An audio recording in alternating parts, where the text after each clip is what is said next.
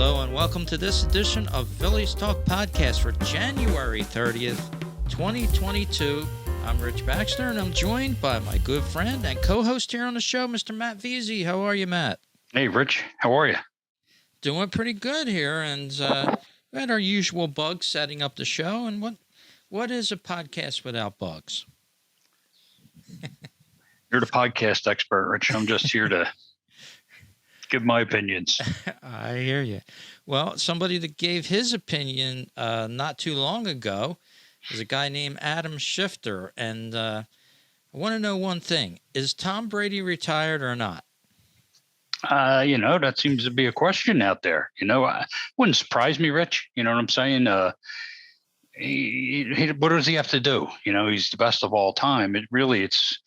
I think one thing I always thought about Brady in recent years is he's been very fortunate you see how quarterbacks, get hit these days. And he's been very fortunate to stay as healthy as he has for as long as he has. That's a big piece of his longevity. Of course, he's a great player, the greatest there is, but he's been fortunate to stay healthy. And I think I would rather, if I'm him, get out, while the getting's good. You're already a legend.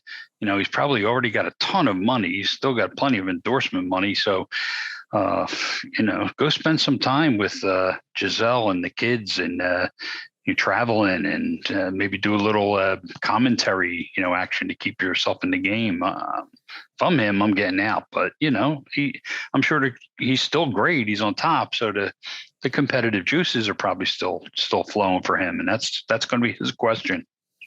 But I don't think there's an answer to it right now. His father and the Buccaneers say that they haven't heard anything like that. Meanwhile, there's some really good sources at ESPN that say he's going out and that I would trust. So he's probably leaked it out there to some people that this is going to be it for him, and he just wants to make the formal announcement on his own terms and at his own time. Yeah, I remember a friend of mine announcing to me that he just got the notification from ESPN. He set up for that, and that Tom Brady retired. And I was like, oh man, that's wild, And then I go home and on the radio, I'm listening. Well, maybe he didn't retire is what I was hearing on the radio. And according to him and everybody in his camp, he hasn't announced it yet. He hasn't made the decision. So it's kind of funny.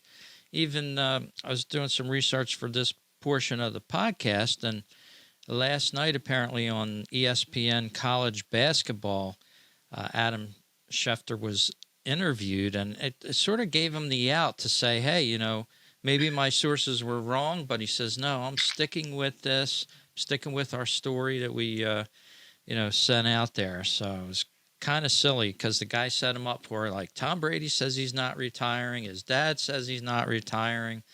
The Buccaneers says he's not retiring. So it was pretty funny, and it's all over Twitter. There's a lot of parodies going on with Adam Schefter on his, supposed informants that let him know that Tom Brady's retiring before he knows even. Time will tell, Rich. This is, like I said, football season's over, except for, 3 more games. It's over for Brady's purposes. So I'm sure we'll hear relatively soon. Yeah, and getting over to our major reason for the podcast here is, of course, Phillies talk and baseball. And we were talking before the show about a possible settlement with the MLB Players Association and MLB. It's just speculation on our part, but what do you think about that? Are we going to see spring training start on time at least?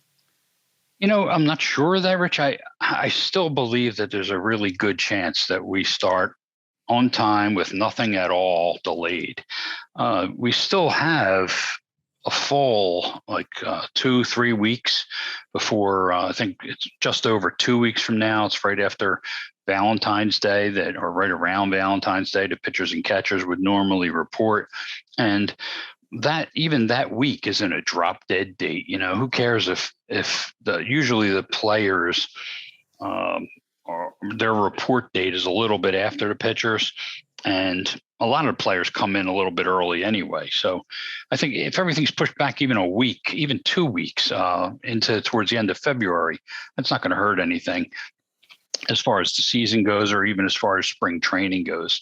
So I think I'm pretty sure the way that the pace seems to be going, it seems like they've settled on most of the non-economic things.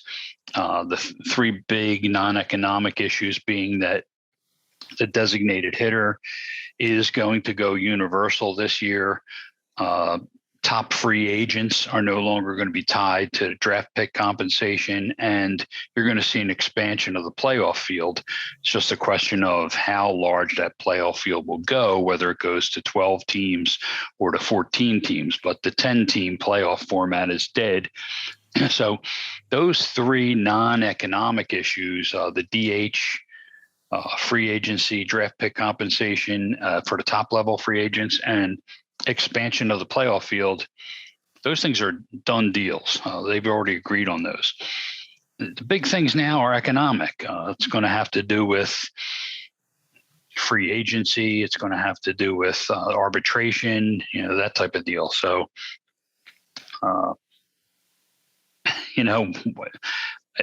they seem to be, both sides from their initial proposals have made concessions already.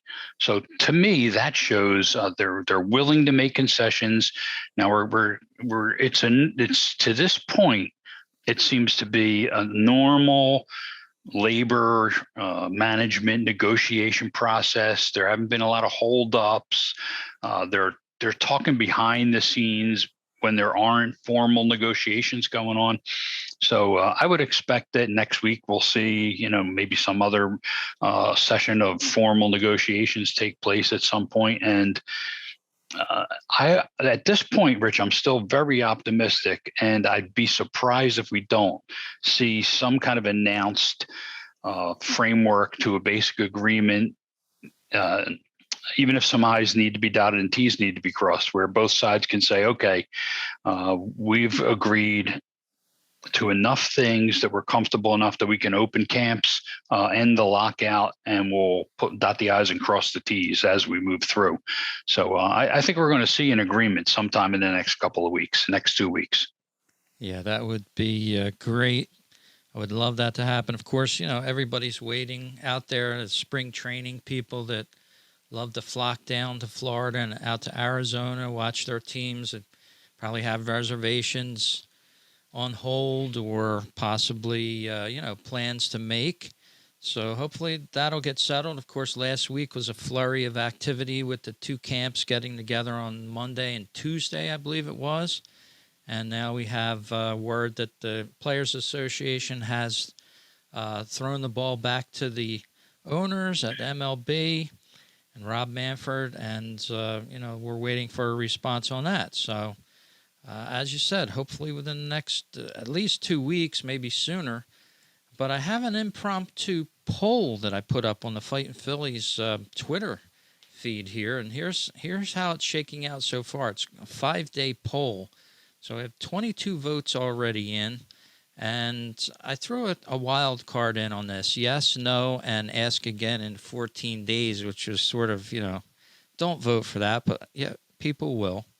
And it's 36% yes, 45% feel no, that, March 31st is threatened as an opening day, and 19% ask again in 2 weeks. So impromptu, non-scientific poll there by the fans and, readers of Twitter there. Pretty cool.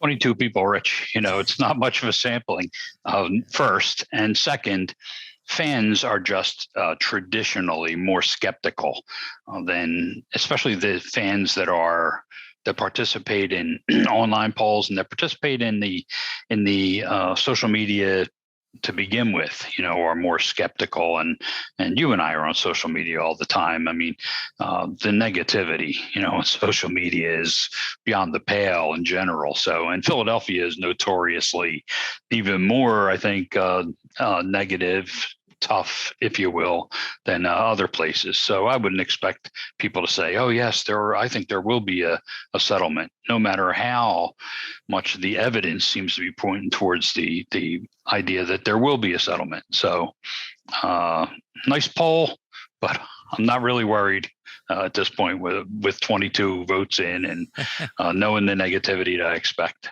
Extremely non-scientific, but the poll is open for Go and 5 vote. days. Head to what is it, Fighting Phillies? At Fighting Phillies at on Fighting Twitter. Phillies, and vote on the poll. Maybe we'll get 1,000 votes in. Who knows? So also, we had some great news in the past week on the Hall of Fame vote, with one player getting inscribed into the 22 class of the Hall of Fame baseball, voted in by the writers. And that was none other than Big Papi David Ortiz from the Boston Red Sox. He started out with the Minnesota Twins. Yeah, Big Papi. I think he's a deserving Hall of Famer. I'm not a big I'm not big on holding up these guys from the Ped era, as some are. Big Papi had some rumors about his Ped use, but I have no problem with Big Papi. I think he's a deserved Hall of Famer. So good for Big Papi. Good for the Red Sox fans. Yep, the writers didn't see him in the same light as some other guys that were caught up in the PED scandal. There were some other scandals that he's been through, and that's been documented after the fact. It was known well before the fact as well, but apparently that was not enough to keep him out of the Hall of Fame, as we're seeing on the YouTube version of the show. A long career, and that's what's usually warranted in a Hall of Fame career. 20-year career in which he was an all-star for, let's see if I'm on the baseball reference website here, I believe 10 or 11 times he was an all-star. And that's going to lead you to the fact that you're doing something right in the game as well. 10-time all-star, MVP voting. He was never first, but in the top 10 more than a few times. An MVP, 7 Silver Sluggers, 4 monthly awards, 6 weekly awards. Sort of did it all for the Red Sox. And if you're a Red Sox fan, you knew right away that he was a Hall of Famer. But what I'll never forget about Papi is probably what most of the Boston Red Sox fans and general baseball fans who were around back then, that 2004 was the Red Sox team that finally ended their curse of the Bambino and won that World Series. And I always recall them trailing the Yankees in that ALCS. And, just thought it was just another year that the Red Sox were dead. And, Papi's heroics in helping lead them back against the Yankees, and then, on to win the World Series. So David Ortiz, very, very deserving Hall of Famer. Yeah. And I think his election, Rich, I think you'll find his election and the things that he said about some of the guys who didn't get in, I think that you'll see those maybe have some sway with the Hall of Fame committee when they vote in December on Bonds and Clemens and Schilling and others from that era. Yeah, and the Bonds, the Schilling, the Clemens, except for Schilling, I'm sort of glad that their time is up now. There's no more talk about, will the writers vote them in, because they can't vote them in anymore. Their time is up. I still don't think either one of them deserve to be in the Hall of Fame for, adding to their numbers artificially, lying about the use of PEDs, things like that. I don't know. I can't see how you could really vote for him, even though a lot of people are not now starting to waver after 10 years, of course, of hearing all this. Their response is just, put them in, sort of thing. And I still don't think you can do that if you're taking all the things into consideration. It's really Hall of Fame worthy. And I'm not just, And I think you're wrong in that you're saying, after 10 years, there's people are saying, just put them in. I don't think that's the case at all. I think that there's a large number of people, including myself, who believed all along that Bonds and Clemens belong in the Hall of Fame. So, I think this is one of those things where if you look at that, there are passionate people, I think, on both sides of the issue. As you expressed yourself there, as you believe they don't belong, and I believe just as strongly that they do belong in the Hall of Fame. And so, it's almost like our politics today in America.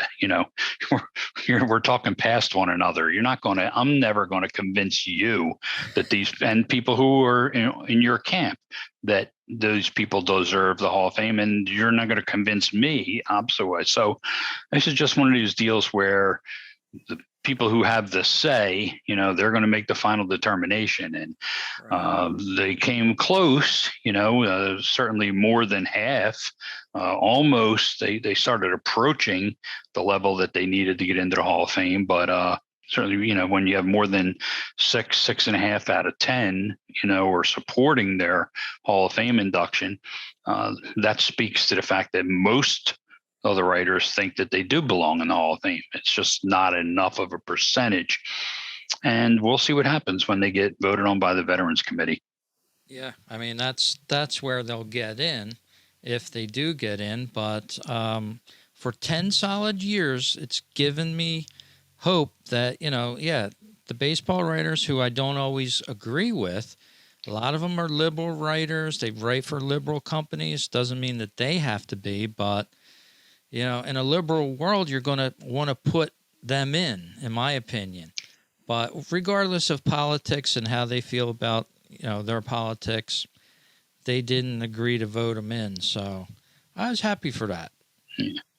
Well, I disagree with your premise there, too, about how liberals think. I think they're very judgmental people, too. So, we'll stick off the politics because I don't think that viewers want to hear about our politics. But the bottom line is, they didn't make it, and we'll see what happens, with the Veterans Committee. But to get off of those guys' topic, there are some people who are a bunch of people who are from our Phillies background, had a history with the Phillies ball club, who were up for election. Schilling, of course, being probably the spotlight guy, but I think we pretty much knew Schilling wasn't going to make it. If all things were normal and he hadn't made any statements that he made in the last, say, 8 to 10 months, I think there's a good chance he'd have gotten in. He was just short of election last year. His momentum, the pace, the discussions of his career were leading to where I think he would have gotten voted in this year.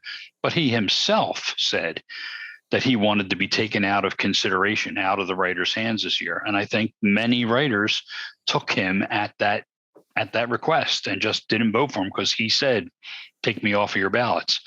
So that's why you saw him drop down this year rather than push past the 75%. However, we did have a couple of Phillies, former Phillies, who made a move. In particular, I'm talking about Scott Rolen and Billy Wagner. Rolen rose up to 63%, and he still has about 5 years left on the ballot. That's up from just 53% last year. And Scott Rolen is getting the momentum is really rolling towards what I believe is a worthy induction into the Hall of Fame. If not next year, then certainly with the class of 2024. Billy Wagner is he only has 3 years left, but he's up to 51%. And next year's class in particular is a little bit weak.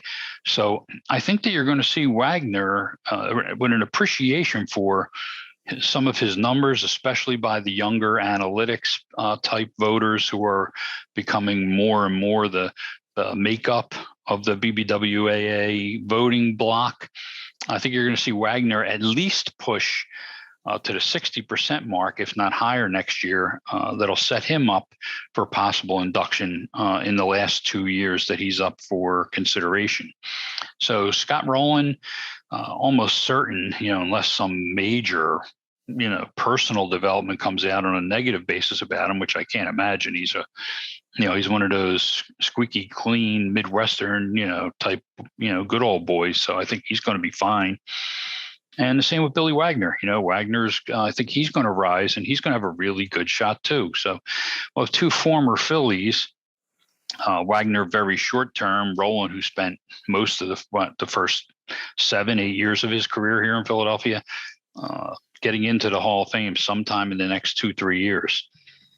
Other guys, it's longer shot. Bobby Abreu, he's still on the ballot. He got 8.7% of the vote, but that's pretty much unchanged, Rich, from where he was last year. And Bobby gets a lot of positive talk from that analytics community. So I'm very surprised that he didn't rise in the ballot. It just may be a question of maybe they had to clear out those guys like Bonds, Clemens, Schilling, some of the more controversial guys, get Papi in. Next year, there won't be such a big ballot, if you will.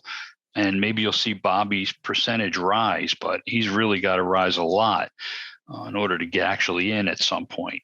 And Jimmy Rollins started out this year along with Ryan Howard, but Howard didn't receive the 5%. He's dropped off the ballot. J-Roll got 9.4%, and that doesn't sound like a lot. It really isn't. But Jimmy, I think, is another one who he's got 9 years left on this ballot. And in most of the history of guys like Rollins, they tend to grow. Their percentage grows as people get to focus more on their career. The vote percentage grows. Remember, Rolen started out at just 10.2% in his first year, and Billy Wagner was just 10.5% in his first year. And now they're up to 63 and 51%, with 3, 4, 5 years left. So I think you're going to see J-Roll's percentage of the vote rise a great deal over the next 6-7 years. And I think he's going to be in a position when we start pushing towards the end of this decade, the end of the 2020s, where Jimmy Rollins is going to be a big topic of conversation for. Right now, it's not there, but it's going to be a big topic, a hot topic of conversation in 2027, 28, 29, whether Jimmy really, really belongs. Yeah, and I was just looking over some stats as you were talking about Rolen, and I never thought of Rolen as a Hall of Famer when he was with the Phillies. Of course, then I stopped following him when he went with St. Louis.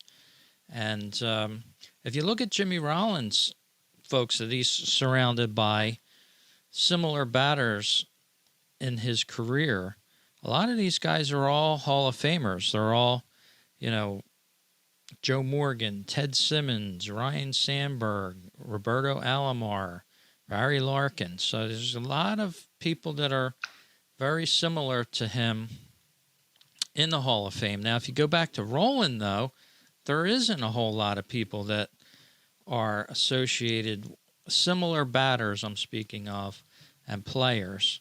I'll scroll down here real quick. And you only see Ron Santo, sorry about that, as a Hall of Famer. Other great players near him, David Wright, Luis Gonzalez, were great players, but are they Hall of Fame worthy? So we'll see about Rolen. And also, as you said, I think J-Roll will have a lot more consideration down the pike. And a shame about Ryan Howard. Dropped off the list this year, didn't make that 5% cut. He was very close to that. I believe he was, 4.9, something around there? Not sure. Let me check it officially. I have it up here. While you're looking for that, Rich, just to go back to Rolen for a second, I don't know what you're looking at as far as other players, but you have to judge a guy by his position. Scott Rolen's a third baseman his whole entire career.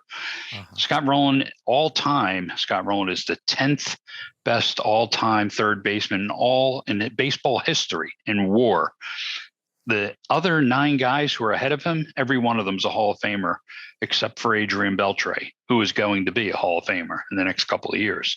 Once he's allowed, Beltre isn't eligible right now. So Scott Rolen is 10th all-time WAR at 70.1. The other 9 are all Hall of Famers. There are guys behind him who are Hall of Famers. I don't think there's any question that Scott Rolen is a Hall of Famer.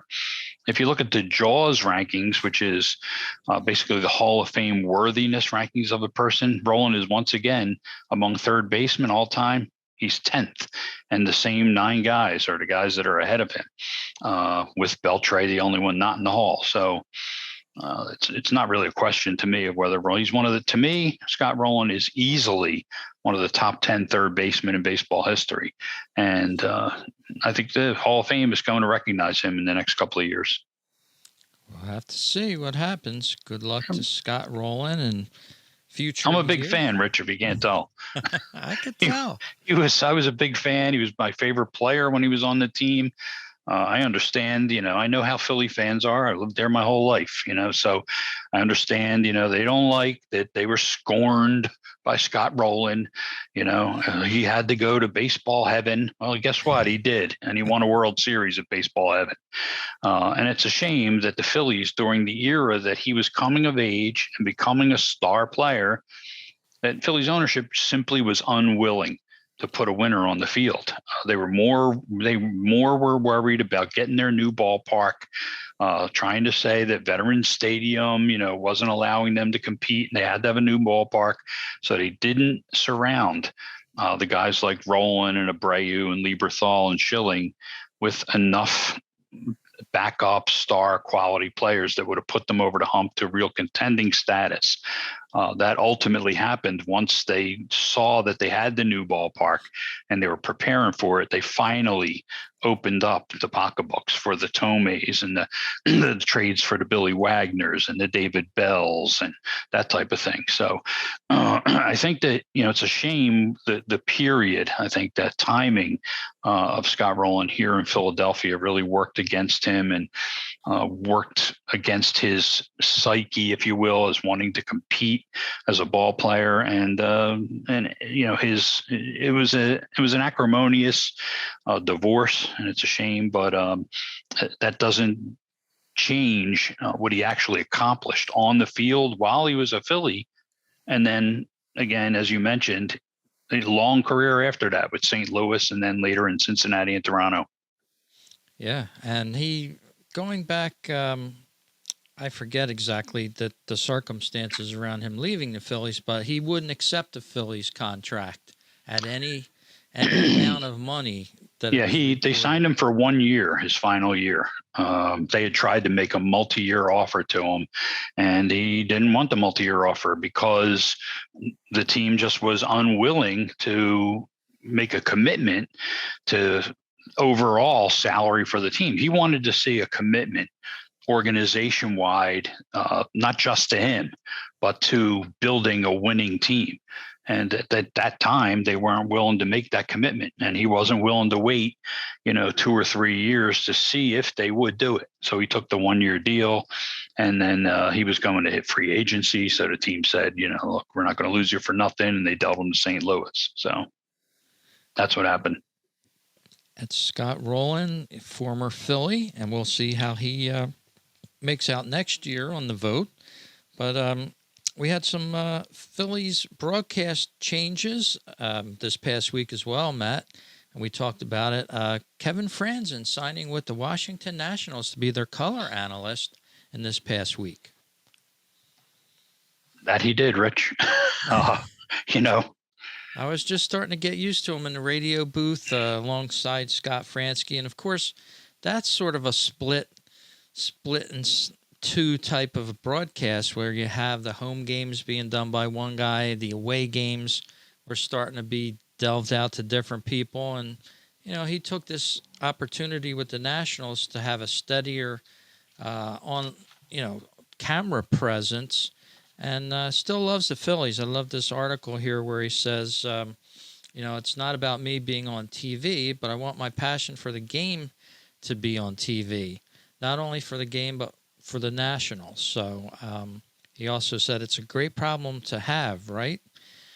It's not a problem. It's really a great situation to be in. You're wanted and loved by two organizations, and just one had the opportunity to do for more games and be visible and create a platform. So Kevin Frandsen going to be with the Nationals in 22 for the season, and we don't know where that leaves the Phillies broadcasters, but I imagine they'll be able to fill that void quite easily.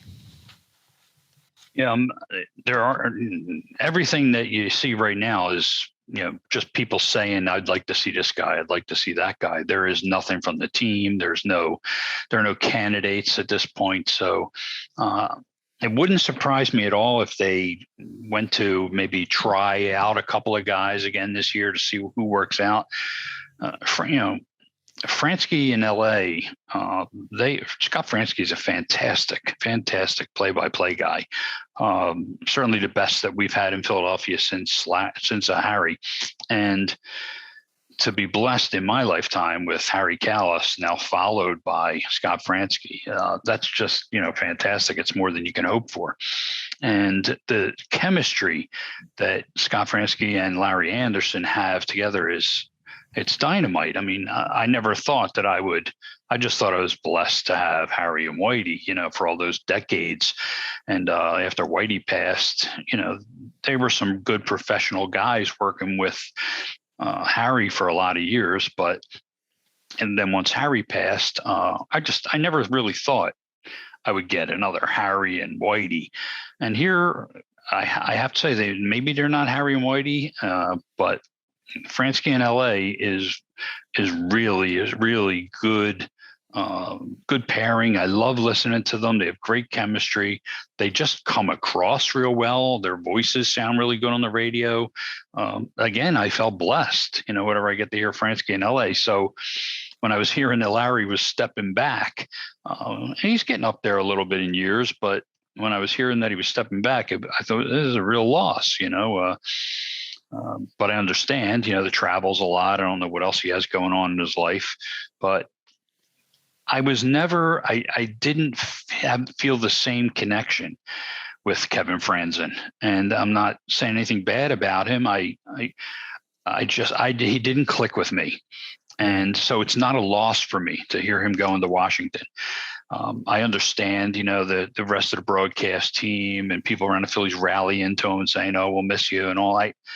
I won't miss him, and it's not personal. I just never developed a connection that I have with Frandsen in LA. He sort of grew on me over time, and I grew to appreciate the times that he did his broadcast alongside Scott Frandsen, because Larry Anderson's a certain way, and he's okay, but he's a little more predictable than Kevin Frandsen is. Frandsen will give you different aspects of the game, and now he's moving on to television. But I'm sure Larry Anderson will still be the Phillies' home broadcaster, just speculation again. Scott Frandsen will be the radio guy, barring anything we don't know. And they filled in with Ruben Amaro Jr. last year. And I believe Jimmy Rolen stepped into the booth a couple of times as well. So it was pretty interesting the way the Phillies mixed it up, along with Tom McCarthy, of course. 14th year with the Phillies, second tour of duty with the Phillies. Of course, I remember on the radio when he first started. Then he went to New York, but apparently New York, he wasn't well received there or whatever, because he didn't last very long in New York. Not sure what happened up there, but T-Mac takes heat, down here from some of the fans, but everybody takes heat from some of the fans down here. I'm a T-Mac guy. I really like T-Mac. I understand what some of the fans are talking about it, especially there were times when he comes off a little too homerish, if you will. So I get that, a little too Pollyanna-ish, too up and all, but overall, I think Tommy's he's a fantastic play-by-play guy. I think he's a really good, he has a really pleasant voice. He's a nice guy, So I have no problem with T-Mac. I have no problem with most of the Phillies broadcasting team. I would like to see, and I really don't know who it would be. I'd like to see them get somebody in there who can be more of a long-term, if LA is not going to be a long-term home and away guy, somebody who can be a long-term match with Frandsen, who can take us to that maybe, Harry Whitey level, a player who has a lot of insight, who has a lot of stories about their days in the game. Maybe I saw a little, there was something that Shane Victorino put out on either Instagram or Twitter in the aftermath of the initial announcement of Frandsen and the Phillies maybe looking for a replacement. And Victorino put out something a little snarky that it looked like he might be interested, like, hey, give me a call, guys. I don't really know about Shane, because what I'd be looking for is a guy who can tell those stories, which Victorino certainly could talk and tell those stories. He'd certainly, I think, be colorful enough. But you also have to have something that Whitey had, which was he just seemed as a broadcaster to have that instinctive knowledge of when to let the game breathe, when to not talk. Today it seems that these broadcasters, they just have to talk. They have to fill up the air. And it's like, well, that's what you're hired for. We have to talk. We have to explain the game.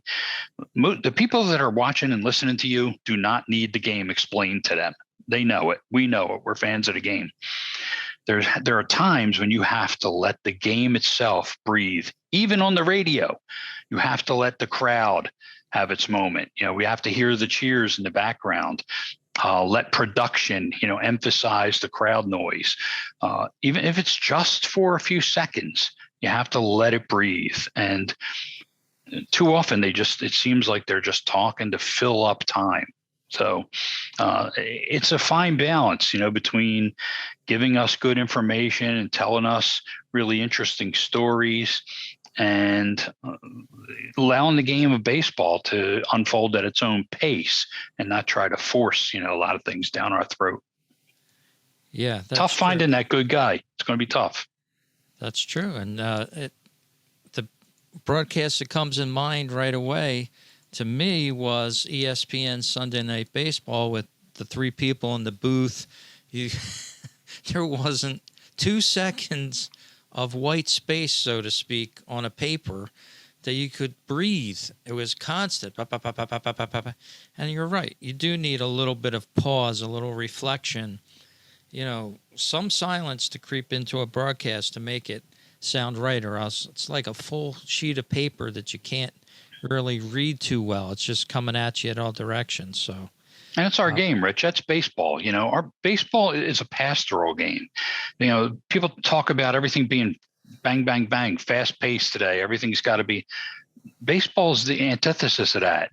Baseball is slow down, take it easy, enjoy the day. It's sunny out here. yeah. We're sitting out in the stands, having relax.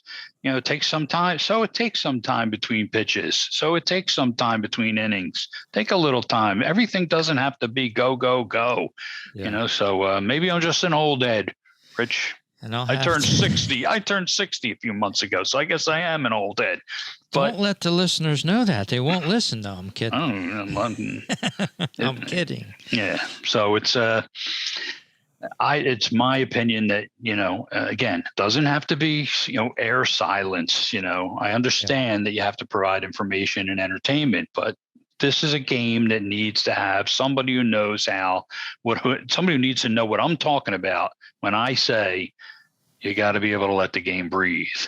Yeah, that's true. And maybe I'll have to invite Rob Brooks on to the show. I have his business card still. I met him a few years ago, Citizens Bank Park, and maybe he'll enlighten us on the early season Phillies announcer talk. So that would be fun. So maybe I'll reach out to him, invite him on a future show. But I'll let you also know about the listeners of this show. We have a lot of listeners to Phillies Talk. 48% of you guys out there listen to Apple Podcasts to view the show. So hit that like and send us a review. We don't really have too many new reviews in. I'd like to have some more reviews. People like that. Let us know the strong points of the show. If we have any weak points, which probably will be a lot, but, let us know that as well. Stitcher, 4%. Podcast Addict is an app, 3%. Listen to us from that. And Anchor Direct, 3%. And, of course, we're owned by Spotify here on Anchor, which is the owner of the Anchor.fm, the podcast site. And a little controversy with that this week, but our listener age group spans all of the years. I love to see that. A lot of increase, 18 to 22. So welcome aboard to the show. Thanks for listening. And we always need more listeners, so let your friends know about us. Rich, maybe one of these weeks we can get it together. We can get together with our friends at UK Phillies, and we can have them on the show when I'm on sometime, talk about the Phillies and get their input. I know they do podcasts from time to time, podcast appearances, and maybe that'll bump up your UK numbers there. Sure. Yeah, 1%. I don't know how Germany kind of got up to 2%, and UK's at 1%. So there's some Germans in there have found the podcast. Welcome to our German listeners. Thank you for tuning in. Maybe some service members over there in Germany tuning into the show. Send us an email as well. If you want to send us a little bit where you're from and where you listen from, let us know. Rich@fightingphillies.com or Matt@fightingphillies.com. You can get a hold of us, and we'll give it a mention on the show here. Matt, why don't you let the folks know before we bring the curtains down on this show where they can find you online? The easiest, the best thing, Rich, most of the people who do this are on Twitter. So they can follow me on Twitter at Phillies Bell. And my site is Phillies Bell, like the bell that rings in the outfield when we hit home runs. It's over here somewhere. I think I'm blocking it. There it is. There's the bell out there. Where are you at? And that'll work. Oh, there you go. Over there. There's the bell. Right. Nice. Ring the bell. So Phillies Bell. I have to get better with using this screen. But at Phillies Bell on Twitter, they're every day providing Phillies history items, the latest. I'll either retweet or just share the latest articles that I find out there on the internet about the Phillies. So it's really a one-stop shop for any Phillies fan. The best stuff about the Phillies that's available, I put it out there on Phillies Bell. Very cool. Check it out there. And a lot of history always being tweeted out. I know you can't always be tweeting real time, but I appreciate the way you send your tweets out. I don't want you to reveal the company secret, but on today's show or today's tweets, talking about Ryan Madsen, quite a bit there. And, just a great, I always tune into your Twitter feed every day. Great history, birthdays. In fact, let's go through the birthdays today. You tweeted about Davey Johnson, was with the Phillies 77 and 78, and Louis Garcia with a birthday, 35 years old. Yeah, a lot of people don't, unless they were around back then, as Phillies fans, don't think of Davey Johnson as a Philly. He's certainly a manager. A lot of people know him as, especially with the Mets. But Johnson was a Phillies bench player in 77, 78. He was a big part of the bench in those years, and they were two National League East Division championship teams. So he was a veteran in those days. I think prior to that, he'd been an all-star with the Orioles. So happy birthday to Davey Johnson, who is 79 years old today. Yeah, very cool. And, of course, you could check out fightingphillies.com over at the blog. You can read some articles. I haven't been writing very many because with the work lockout, that there's not many stories to be told out there, quite honestly. Everything's a blanket of secrecy along with the players. I tried to go out and buy a nice calendar, as I usually do, and I had to settle for a Flyers one, which isn't too bad, but I usually get a Phillies one. So I can't even get me a Phillies calendar. I can't get my yearly update on the teams, the magazines that come out, the previews. There's none of that out there yet. And we just need this work stoppage, this work lockout to cease, get back to baseball. I know some other Twitter followers out there were saying the same exact thing this morning. They're jonesing for some real baseball news. And, of course, the MLB has everything sort of blanketed in. Yeah, I think once we can get this labor resolved, you're going to see a real bevy of free agent signings. And I think you're going to see a flurry of trades too, Rich. The Phillies are going to be very active once this thing wraps up. They have to fill a bunch of holes in their bullpen. They have to fill center field and left field. I think you're going to see some real hot Phillies action once we resolve this labor dispute. Yes, indeed. And I just got this along the wire here, the Twitter wire, so to speak. Howard Hessman, you may remember him as Johnny Fever on WKRP in Cincinnati, just passed away, 81 years of age. He had been a radio DJ back in the 60s. Used to love that show, WKRP in Cincinnati. Sure. Bonnie Anderson. Yeah. Oh, yeah. As a kid, every time it was on, I had to tune in. So it's an awesome show. We lost Meatloaf. We lost Betty White already this year. A bunch of people. So it's been a tough year for celebrities so far. Yeah, real shame indeed. So stay safe out there. We still have this pandemic in some form going on. Wash up the hands. Wear your masks if you want. And stay safe out there, folks. We're going to talk to you soon on the next edition of Phillies Talk. And, Matt, you have a great week. And I hope we have some sort of settlement to bring up on our next show. Amen, Rich. Talk to you soon.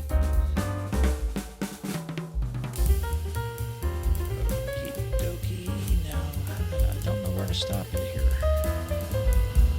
Pause recording.